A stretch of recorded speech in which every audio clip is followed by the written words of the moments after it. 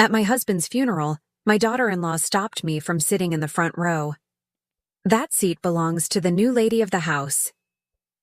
I smiled in silence, and when I revealed the truth about the will, she turned pale. "I'm glad to have you here. Follow my story until the end and comment the city you're watching from, so I can see how far my story has reached." The funeral home was silent except for the soft, melancholic melody playing in the background.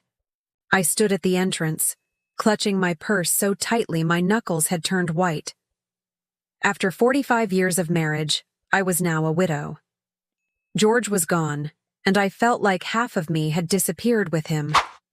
I smoothed down my black dress, the one George always said made me look elegant, and took a deep breath before stepping further into the room. So many familiar faces turned to look at me, some with pity, others with genuine sadness. But I was only searching for one face: my son, Thomas. I spotted him in the front row, his shoulders slumped, staring at the casket that held his father. Next to him sat Violet, my daughter-in-law, her back straight as a rod, her hair perfectly styled despite the occasion.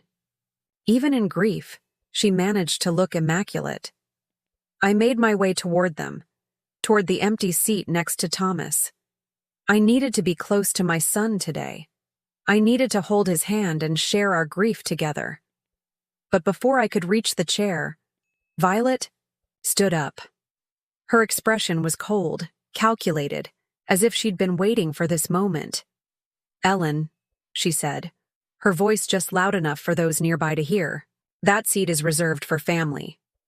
I blinked, confused. "I am family, Violet. I'm his wife." A small, cruel smile played on her lips. "You were his wife. This chair is for the new head of the household." She smoothed her skirt and sat back down, placing her designer purse on the seat I had been heading for. Thomas didn't even look up. He just stared ahead, either not hearing or choosing to ignore what had just happened. The room suddenly felt airless. I could feel dozens of eyes on me, watching, waiting to see what I would do. My cheeks burned with humiliation, but I wouldn't give Violet the satisfaction of seeing me break down. Not here, not now. "Of course," I said softly, turning to find a seat in the second row. As I sat down, I caught whispers from people around me. "Poor Ellen," someone murmured. "Violet has always been so controlling." I kept my eyes forward, my back straight, just as George had taught me. "Never let them see you crumble, Ellie," he used to say. "You're stronger than they know." The service began, but I barely heard the words. My mind was filled with memories of George. His laugh, the way his eyes crinkled when he smiled, how he'd bring me wildflowers picked from our garden every Sunday morning. And now he was gone, leaving me alone with a daughter-in-law who had always resented me and a son who seemed to have forgotten I existed. This wasn't the first time Violet had pushed me aside. Over the years, her tactics had grown increasingly bold. First, it was forgetting to invite me to family dinners. Then, it was scheduling vacations during holidays so Thomas and the children couldn't visit me. She'd even started suggesting to others that I was becoming forgetful, planting seeds of doubt about my mental capacity. George had been my shield against her cruelties. "She's just insecure," he'd say, always trying to keep peace in the family. "Give her time." But time had only made Violet more determined to erase me from the family picture. After the service, people gathered at our home, the home George and I had built together over decades. But as I entered, I felt like a guest rather than the owner. Violet had taken over, directing the catering staff, accepting condolences as if she were the grieving widow, not me. "Mom." Thomas finally approached me, giving me a quick, awkward, "Ugh. Are you holding up okay?" Before I could answer, Violet appeared at his side. "Thomas, your mother must be exhausted. Perhaps she should rest upstairs while we handle the guests." "I'm fine," I said firmly, meeting her gaze. "This is my home, and these are my friends." Something flickered in Violet's eyes. Annoyance, perhaps. Or determination. Of course it is, Ellen, for now. She linked her arm through Thomas's and guided him away, leaving me standing alone in the entryway of my own home. I watched as she leaned close to my son's ear, whispering something that made him nod. I stood there, invisible in plain sight, a ghost in my own life. But what Violet didn't know, what none of them knew, was that George had prepared for this moment. My quiet, thoughtful husband had seen through Violet's facade long ago, and he had made arrangements.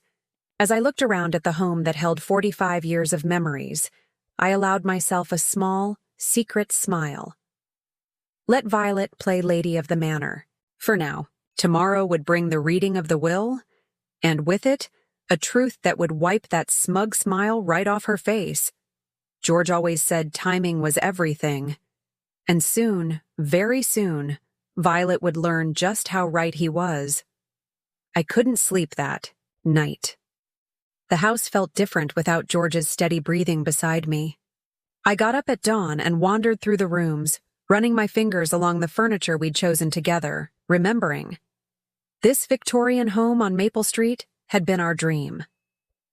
When we first saw it in 1975, it was falling apart, peeling wallpaper, creaky floors, outdated everything.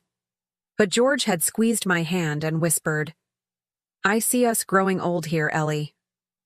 We spent weekends stripping wallpaper, sanding floors, and arguing good-naturedly about paint colors. George built the back porch himself, working through summer evenings while I brought him lemonade. When Thomas was born, George converted the small study into a nursery, painting blue sailboats on the walls. Now, I stood in our kitchen, where sunlight streamed through the windows George had installed. The marble countertops we'd saved 5 years to afford. The oak cabinets he'd refinished by hand. Every corner of this house contained pieces of our life together. The sound of footsteps interrupted my memories. Violet appeared in the doorway, already dressed impeccably in a black pencil skirt and silk blouse. "You're up early," she said, her tone suggesting this was somehow inappropriate. "I've always been an early riser," I replied, pouring myself coffee. "Would you like some?" She ignored my offer. "Thomas and I were talking last night. We think it might be best if you start considering other living arrangements." The coffee cup nearly slipped from my hand. "Excuse me?" "This house is much too large. For just one person, especially at your age." Her voice was syrupy with false concern. "There's a lovely assisted living community near us. Thomas could visit more often." This was hardly the first time Violet had tried to push me aside. When Thomas and Violet first married 12 years ago, I'd been so happy for them. Thomas had been lonely since his divorce, and Violet seemed to bring light back into his life. That none. Early signs were subtle. Violet would accidentally forget to tell me about family gatherings.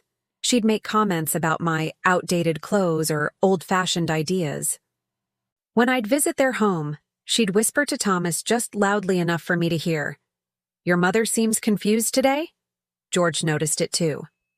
"That woman has claws," he'd said after one particularly tense Christmas dinner where Violet had corrected nearly everything I said. But he always advocated for peace. "She's Thomas's choice, Ellie. We have to respect that." The situation worsened when George was diagnosed with heart disease 3 years ago. Violet started suggesting I couldn't properly care for him. "It might be too much responsibility for someone your age," she'd told me, as if I hadn't been caring for my husband for over 4 decades. She even tried to convince Thomas that we should sell our house and move into an assisted living facility. "For both your parents' safety," she'd insisted. George had put his foot down then. "I'm dying in the house I built, not some sterile facility," he'd told Thomas firmly. For once, our son had backed us up. Now, standing in my kitchen with Violet, suggesting I should leave my home just one day after burying my husband, I felt a surge of anger I rarely allowed myself to express. "This is my home, Violet. I said quietly. George and I built it together. I'm not going anywhere. She sighed as if I were being difficult. Ellen, be realistic. You're 70 years old. This house has stairs. The maintenance alone? I said no. My tone was sharper than I'd intended, but I was done being pushed around.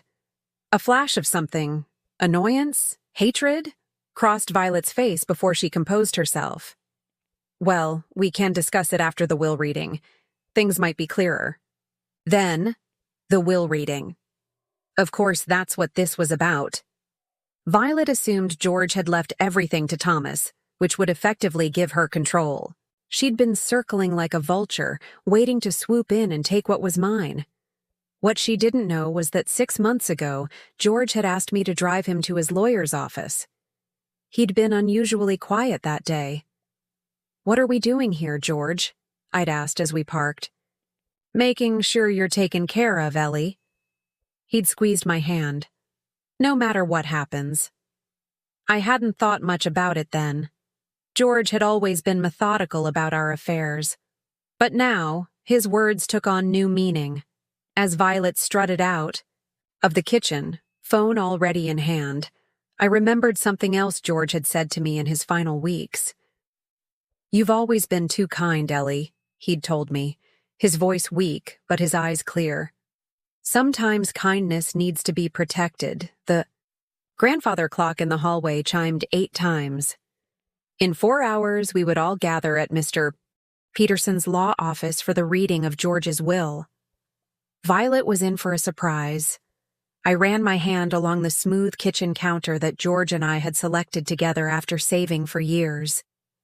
This house wasn't just walls and a roof. It was the physical manifestation of our love story. Every scratch, every repair, every upgrade reflected our journey together. As I sipped my coffee, I heard Thomas coming down the stairs. He entered the kitchen with the hesitant step of someone who doesn't know what to say. "Morning, Mom," he mumbled, avoiding my eyes. "Good morning, son," I replied, pushing a mug toward him. "Coffee?" He nodded, taking the mug. "Mom, about the funeral yesterday. I'm sorry about the seating thing. Violet just thought—" "It's fine," I interrupted, not wanting to hear whatever excuse he'd rehearsed. "We all grieve differently." Thomas looked relieved that I wasn't going to make it an issue. That had always been his way, avoiding conflict. At all costs, even if it meant letting Violet run roughshod over his mother. "About the house," he started again. I held up my hand. "Let's wait for the will reading before we discuss any changes, shall we?" He looked surprised but nodded. From upstairs, Violet called his name, and like a trained puppy, he immediately set down his barely touched coffee and went to her. I watched him go, my heart heavy. My son had a good heart, but he'd always been easily influenced, first by his ex-wife, now by Violet. I wondered what George would say if he could see how quickly Violet was moving to push me out of my own home. Actually, I knew exactly what he'd say. "Just wait, Ellie. Just wait." Mr. Peterson's law office hadn't changed in 20 years. The same leather chairs, the same mahogany desk, even the same faded landscape paintings on the walls. George had always joked that stepping into Peterson's office was like stepping into a time capsule. I sat quietly, hands folded in my lap, as everyone else filtered in.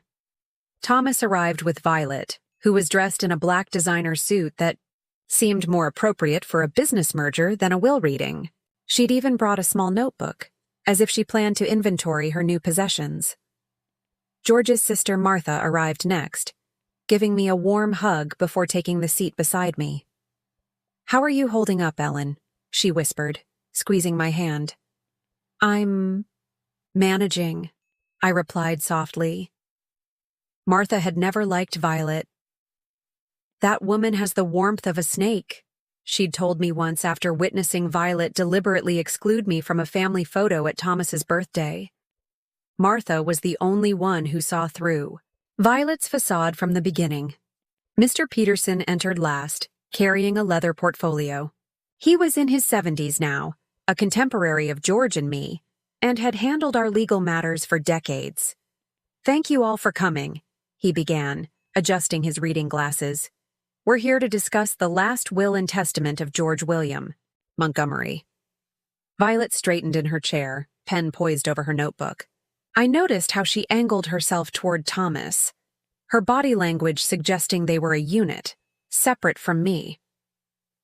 "Before I begin," Mr. Peterson continued, "I want to note that George made changes to his will approximately 6 months ago. These changes were made when he was of sound mind and body, with full legal capacity." Violet's pen paused mid-air. I saw her shoot a quick, concerned glance at Thomas. "I'll begin with the basic provisions," Mr. Peterson said, opening the portfolio. "To my sister, Martha Montgomery, I leave my collection of first edition books and the sum of $50,000. Martha nodded, dabbing at her eyes with a tissue. "To my son, Thomas Montgomery, I leave my vintage car collection, my woodworking tools, and my fishing cabin at Lake Tahoe." Thomas looked surprised, but pleased. He'd always loved that cabin. "Additionally," Mr. Peterson continued, "I leave to Thomas the sum of $200,000, to be held in trust and distributed in quarterly payments over a period of 5 years. The satisfied smile on Violet's face faltered. "In trust? With quarterly payments?" she interrupted. "Why not a lump sum?" Mr. Peterson looked at her over his glasses. "I'm simply reading the will as written, Mrs. Montgomery. If you'll allow me to continue." Violet fell silent, but I could see the tension in her jaw. "To my beloved wife, Ellen Montgomery, I leave our family home at 1423 Maple Street, including all furnishings and personal effects contained therein." I heard Violet's sharp intake of breath. "Additionally, I leave to Ellen the sum of $1 million from my life insurance policy, my investment portfolio, and full ownership of Montgomery Consulting Group." The room went completely still. Montgomery Consulting had been George's pride and joy, the business he'd built from nothing into a successful regional firm. Everyone had assumed Thomas would inherit it. This must be a mistake," Violet finally sputtered. "George always intended for Thomas to take over the business." Mr. Peterson shook his head. "There's no mistake. George was very clear about his wishes." "But Ellen knows nothing about running a consulting firm," Violet protested, her composure cracking. "She's just a housewife." "Just a housewife?" I repeated quietly. "I worked alongside George for 20 years before retiring. I helped him build that company from our garage." Violet turned to Thomas, her eyes wide with disbelief. "Are you going to let this happen? Your father's company? Your inheritance? Going to her?" Thomas looked stunned, unable to form words. Mr. Peterson cleared his throat. "There's more."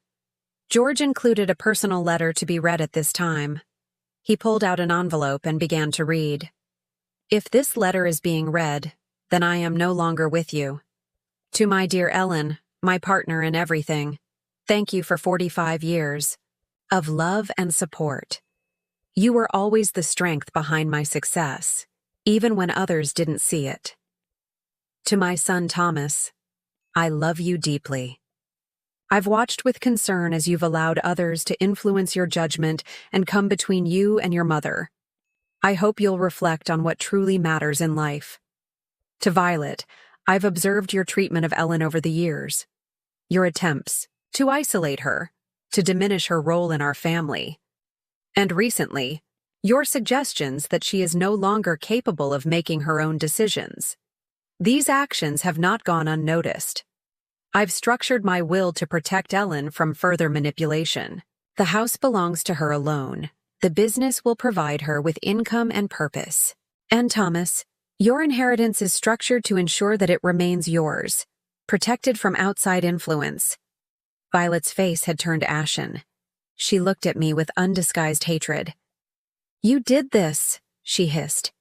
"You manipulated a dying man. I..." Met her gaze steadily. George made his own decisions, Violet.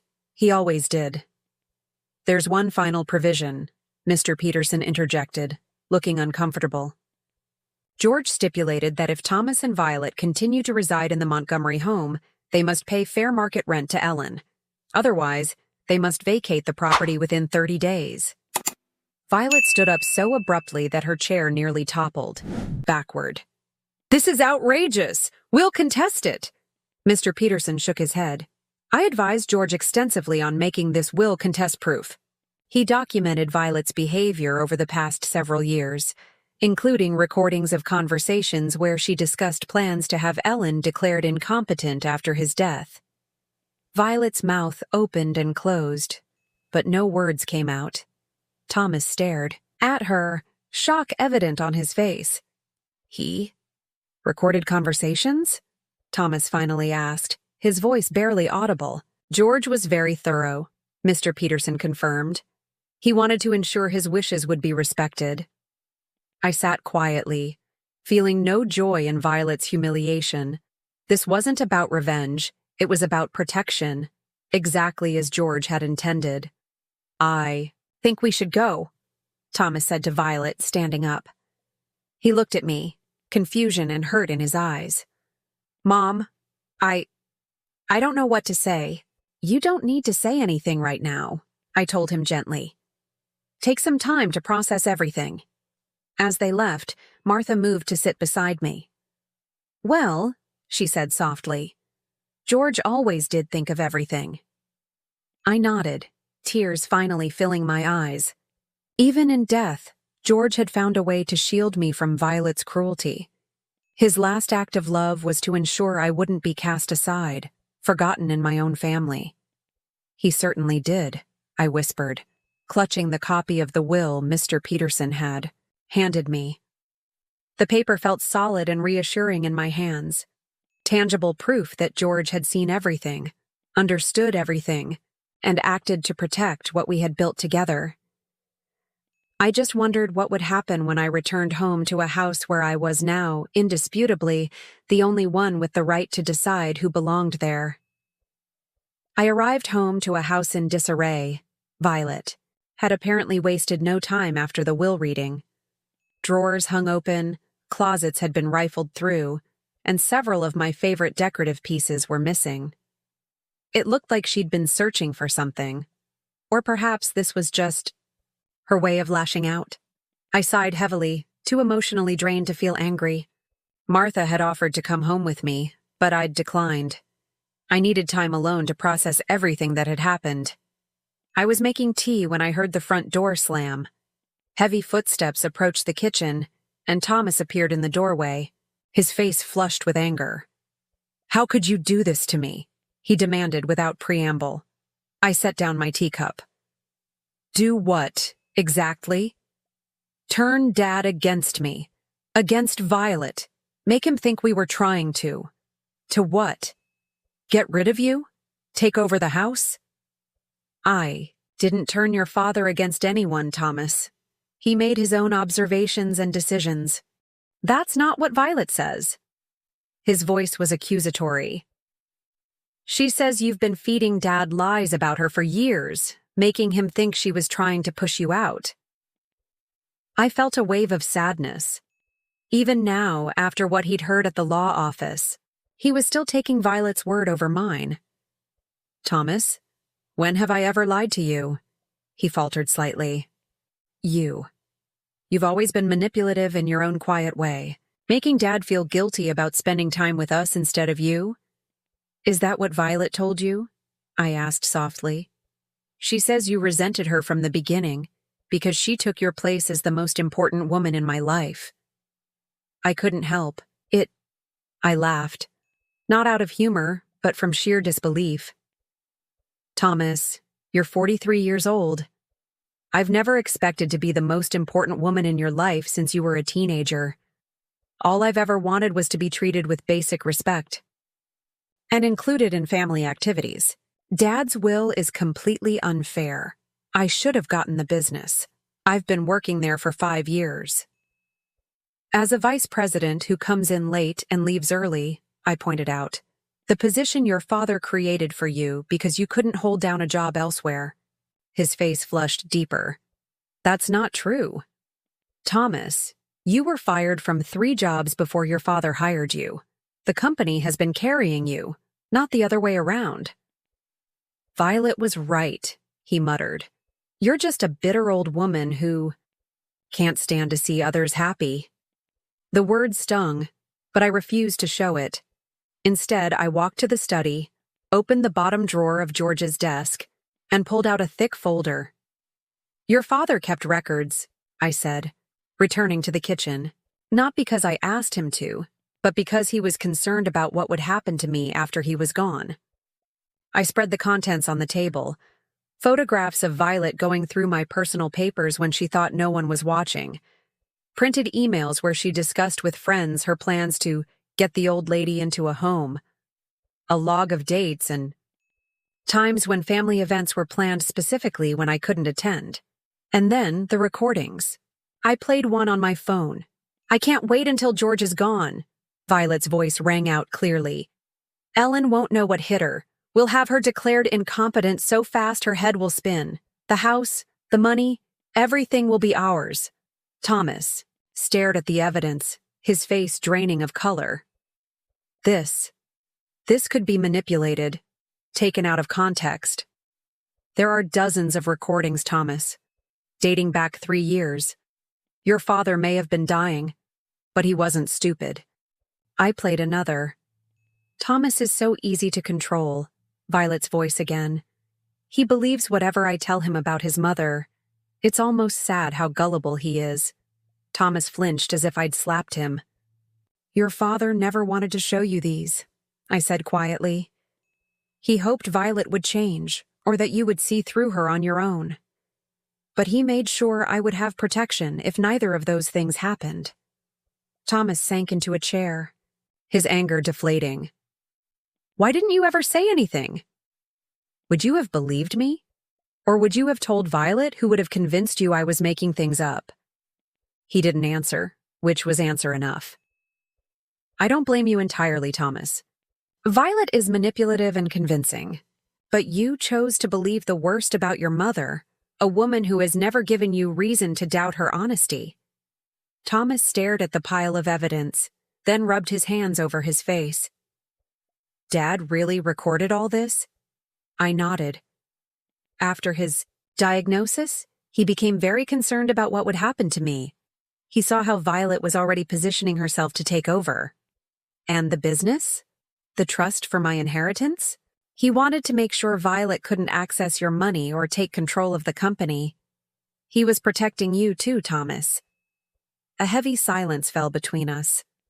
I could see Thomas struggling to reconcile the truth with the reality Violet had constructed for him. The front door opened and closed softly. Violet appeared in the doorway, freezing when she saw the evidence spread across the table. "What is all this?" she asked, her voice artificially light. "The truth," I replied simply. Her eyes darted to Thomas, then back to me. "Tommy, don't tell me you're falling for this. She obviously fabricated all this after George died." "The timestamps and authentication certificates say otherwise," I said calmly. "As do the witnesses who helped George document your behavior." Violet's facade cracked. "You think you're so clever, don't you? Turning George against me from his deathbed?" "George was never against you until you gave him reason to be," I said. "All he wanted was for his family to get along, for his wife to be respected." "Respected?" Violet spat. "You're nothing. Just an old woman who held on to her husband's coattails her whole life." Thomas stood up suddenly. "Stop it, Violet." She turned to him, surprised. "Tommy, my name is Thomas, not Tommy, and I want you to stop talking to my mother like that." Violet's expression shifted, her eyes widening with calculated innocence. "I'm just upset, honey. Ellen has turned everything upside down with these ridiculous accusations." "I heard your voice on those recordings," Thomas said quietly. "That was you, not some fabrication." "Recordings can be manipulated," she insisted. "Desperately. You know how crafty she is." My mother has never been anything but honest with me, Thomas said, his voice strengthening. I'm the one who hasn't been honest with myself about what's been happening in this family. Violet's face hardened. So you're choosing her over me? Your pathetic mother over your wife? I'm choosing the truth, Thomas replied. And I'm finally seeing it clearly. Violet looked from Thomas to me, her eyes narrowing. This isn't over, she hissed. You'll regret this, both of you. She stormed out, the front door slamming behind her with such force that the windows rattled. Thomas turned. To me, his expression a mixture of shame and confusion. Mom, I don't know what to say. I've been so blind. I reached across the table and took his hand. You saw what you wanted to see, Thomas. We all do sometimes. How can you forgive me so easily, after everything I've let happen? I smiled sadly. Because that's what mothers do, and because your father would want us to heal this family, not break it further. Thomas squeezed my hand. I don't know what happens next. Neither do I admitted. But for the first time in a long time, I feel like we might figure it out, together. The next few weeks unfolded like a slow-motion earthquake, with aftershocks rippling through what remained of our family. Thomas moved into the guest bedroom downstairs, while Violet stayed with her sister across town. The separation wasn't official yet, but the fracture between them seemed to widen with each passing day. I took no joy in their marital troubles. Despite everything Violet had done, she was still Thomas's choice, and seeing my son in pain brought me no satisfaction. One morning, I found Thomas sitting on the back porch, staring at the garden George had meticulously maintained. Spring had arrived, and the first daffodils were pushing through the soil. Dad always said you could set your watch by those flowers, Thomas remarked as I joined him. He planted those bulbs the year you were born, I said, settling into the chair beside him. Said they were as reliable as he hoped you would be? Thomas smiled faintly, then let it fade. I haven't been very reliable, have I? Not to him, not to you. You've been through a lot, I said gently. Finding out your wife isn't who you thought she was. That's not easy. He shook his head. That's the thing, Mom. I think I always knew, on some level. There were moments when I'd catch her in little lies, or see how she treated people she thought weren't important. I just chose to ignore it. We often see what we want to see in the people we love. Violet called again last night, he said after a pause. She wants to meet with our lawyers to discuss a settlement. A settlement? She says she's entitled to half of my inheritance since we were married when Dad died. I sighed. Even now, Violet was still focused on what she could take. What did you tell her? That Dad put my inheritance in a trust specifically to protect it from divorce settlements. Thomas ran a hand through his hair. She didn't take it well. I could imagine. Violet's rage when thwarted was a force of nature. She's also been calling my cousins, Aunt Martha, even some of my colleagues at the company, telling them I abandoned her, that you brainwashed me. This didn't surprise me. Violet had always been skilled at spinning narratives that cast her as the victim. I'm sorry, Thomas. I know this is difficult. He looked at me directly. I'm the one who should be sorry, Mom. I let her isolate you. I believed her when she said you were manipulative or trying to control me. I was a terrible son. You weren't terrible, I protested. Just misguided. That's generous. He smiled weakly. I've been thinking about moving out, finding my own place. Give you back your space. A pang of sadness hit me.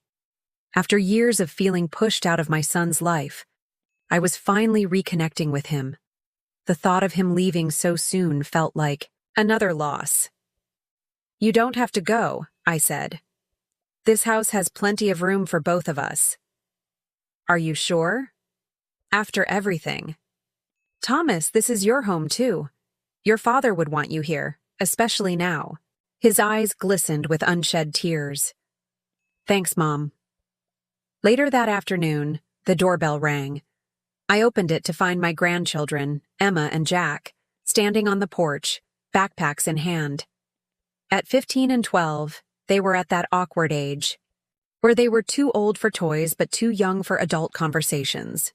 Behind them, I spotted Thomas's ex-wife Karen in the driveway, waving briefly before driving off. "Grandma!" Jack exclaimed, giving me a quick hug before darting inside to find his father. Emma, more reserved like her father, offered a small smile. "Hi, Grandma. Dad said we could stay here this weekend. Is that okay?" "Of course it is," I said, stepping aside to let her in. "It's always okay." I hadn't seen much of my grandchildren over the past few years.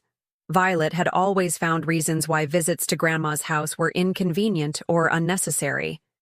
The few times they did come over, she supervised every interaction, as if afraid I might say something to undermine her. "Your room is just as you left it," I told Emma. "Though I'm afraid the stuffed animals might be a bit childish for you now." "I don't mind," she said, following me upstairs. "I remember how Dad used to read to us in that room when we visited." "He did," I confirmed, smiling at the memory. "Your grandfather would sit in that rocking chair by the window, and your dad would do all the character voices." Emma set her backpack on the bed and glanced around the room. "Violet said you were getting rid of all the kids' stuff. She told us you were turning our rooms into some kind of art studio." I blinked in surprise. "I would never do that. These rooms will always be here for you." Emma seemed to consider this, comparing it against whatever narrative Violet had constructed. "She also said you didn't really want us to visit, that it was too much trouble for you." My heart ached at the thought of my grandchildren believing I didn't want them around. "Emma, that's simply not true. I've always wanted to see more of you. And Jack. Always." "That's what Dad said too, now that he's..." She trailed off, unsure how to describe the current situation. "Now that he's seeing things more clearly," I supplied gently. She nodded, then surprised me by asking, "Was Violet always mean to you, Grandma?" The question caught me off guard. I hesitated, not wanting to badmouth their stepmother, but also unwilling to lie. "Violet and I had different ideas about family," I said carefully. "Sometimes that created tension." Emma's perceptive gaze told me she understood more than I was saying. "She didn't like when Dad paid attention to you. Or us, really. She always wanted to be the most important person. Out of the mouths of babes. That must have been difficult for you and Jack." Emma shrugged with the practiced nonchalance of a teenager. "We got used to it. Dad was different when she was around. Less fun. More worried about making her happy." I sat on the edge of the bed, patting the space beside me. Emma joined me, her long legs, so like her father's, stretched out in front of her. "Your dad loves you very much," I told her. "Sometimes adults make mistakes or get confused about what's important, but that doesn't change how much he loves you." "I know," she said softly. "He seems happier now, even though he's sad about Violet. Does that make sense?" "Perfect sense," I assured her. Downstairs, I could hear Jack's excited voice as he showed Thomas something on his tablet. The sound of male laughter, so like George's, filled the house in a way it hadn't for years. That evening, we ate dinner, around the kitchen table. Thomas ordered pizza, and we played board games afterward. Simple activities that had once been regular occurrences in our family, but had fallen away under Violet's influence. As I watched Thomas laughing with his children, I felt both joy and sorrow. Joy at seeing this side of my son again, the playful father who had been submerged beneath Violet's demands and manipulations. Sorrow that it had taken George's death and such painful revelations to bring him back. Later, after the children had gone to bed, Thomas found me in the study looking through old photo albums. "They've missed you," he said, leaning against the doorframe. We all have, really. I looked up at my son, so much like his father in the dim lamplight. I've missed you too. All of you. I want to fix this, Mom. I want to be the son Dad would be proud of. I smiled, feeling a warmth that had nothing to do with the spring evening. You already are, Thomas. You already are. 6 months after George's death, I finally felt ready to make changes to the house. Not drastic renovations, but small adjustments that would make the space feel like mine alone. For decades, every decision had been a compromise. George preferred blue. I loved green, so we chose teal. He wanted modern. I liked traditional, so we settled on transitional styles. Now I could finally paint the kitchen the soft sage green I'd always wanted. I could replace the heavy drapes in the living room with the light, gauzy curtains that George had vetoed as too feminine. Thomas helped me move furniture and paint walls on weekends. Sometimes Emma and Jack joined us, turning household chores into family projects. The house began to transform, not into something unrecognizable, but into a warmer, lighter version of itself. Dad would have hated these curtains, Thomas joked one afternoon as we hung the new window treatments in the living room. Your father was a wonderful man with terrible taste, I replied, making him laugh. The divorce proceedings between Thomas and Violet had turned ugly, as expected. She fought for everything she could claim and invented grievances where none existed. But the prenuptial agreement George had insisted upon when they married, another act of foresight from my practical husband, limited what she could take. The judge saw right through her, Thomas told me after a particularly contentious court hearing. She tried to claim I was abusive, that I'd kept her from advancing in her career, but she couldn't produce a single witness to back up her stories. I wasn't surprised. Violet had always operated through manipulation and lies, maintaining a careful facade that only those closest to her could see through. Without Thomas to shield her, that facade was crumbling. One afternoon, I was in the garden, planting tulip bulbs for next spring, when a familiar car pulled into the driveway. Violet stepped out, looking as polished as ever in a tailored suit, her blonde hair swept into a perfect chignon. I straightened up, wiping my hands on my gardening apron. Violet. This is unexpected. She approached cautiously, stopping several feet away. Ellen, you're looking well. Thank you, I replied, waiting for her to reveal the purpose of her visit. I suppose you're enjoying all this, she said, gesturing vaguely toward the house. Playing the victim, turning Thomas against me, taking everything that should have been ours. I never wanted any of this, Violet. All I ever wanted was to be treated with respect and included in my family's life, she scoffed. Always so righteous, so perfect. Ellen Montgomery, the saintly widow who never does anything wrong. I sighed, suddenly feeling too tired for this conversation. What do you want, Violet? I want what's mine. Thomas is being completely unreasonable about the division of assets. I deserve half of everything, including this house. This house was never yours to claim, I reminded her. It belonged to George and me. Now it belongs to me alone. I lived here too, she snapped. I helped renovate the kitchen. I chose the new carpeting upstairs.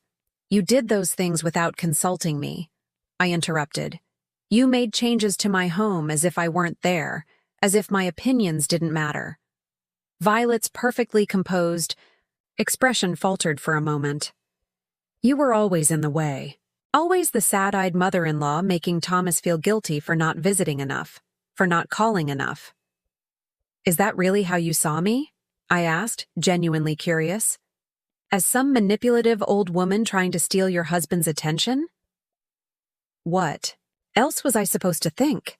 You were always there, with your stories about Thomas as a child, your little inside jokes with George. You had decades with them before I came along. What was left for me?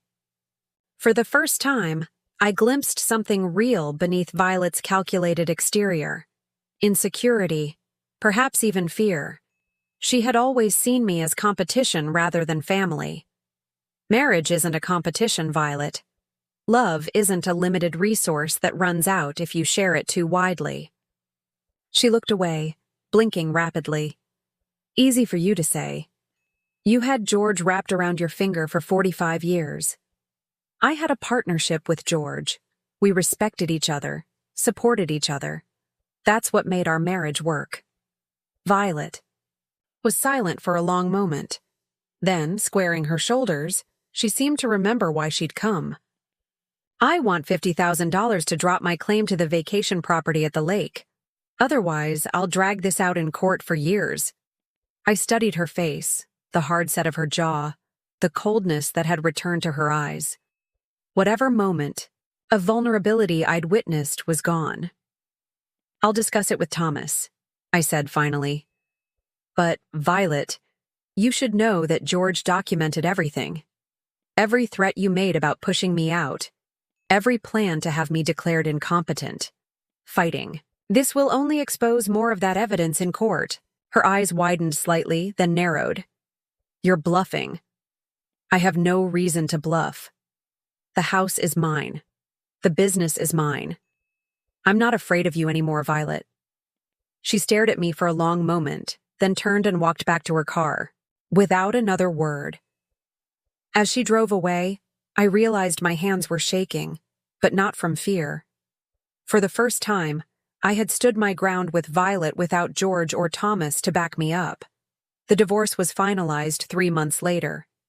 Violet received a settlement that was fair but far less than she'd demanded.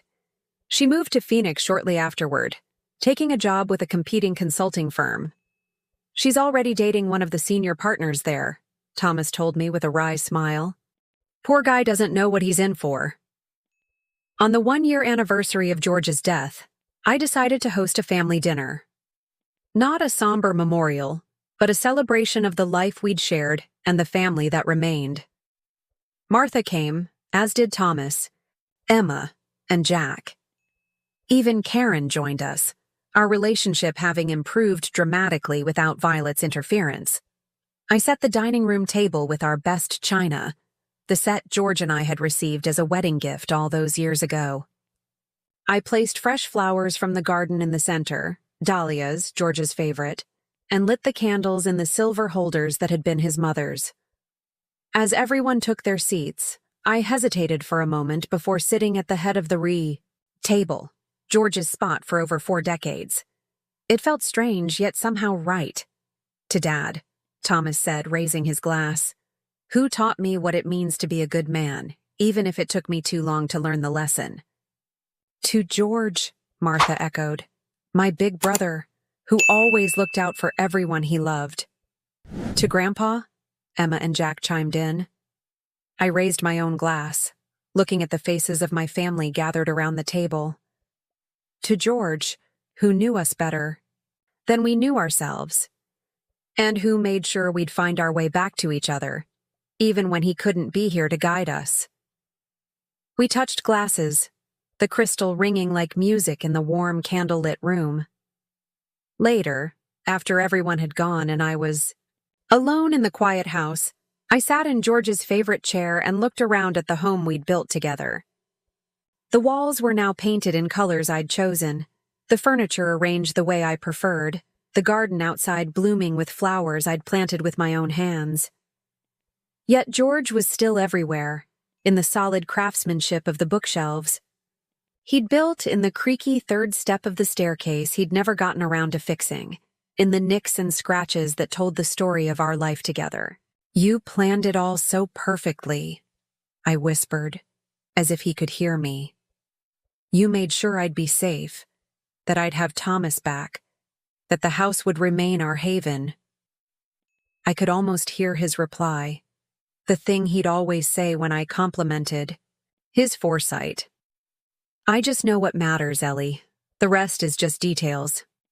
I smiled, running my hand along the arm of his chair, feeling the indentation where he'd rested his elbow for countless evenings. The emptiness of losing him would never completely fade, but it had transformed into something bearable, even precious. A testament to a love that had shaped my entire adult life.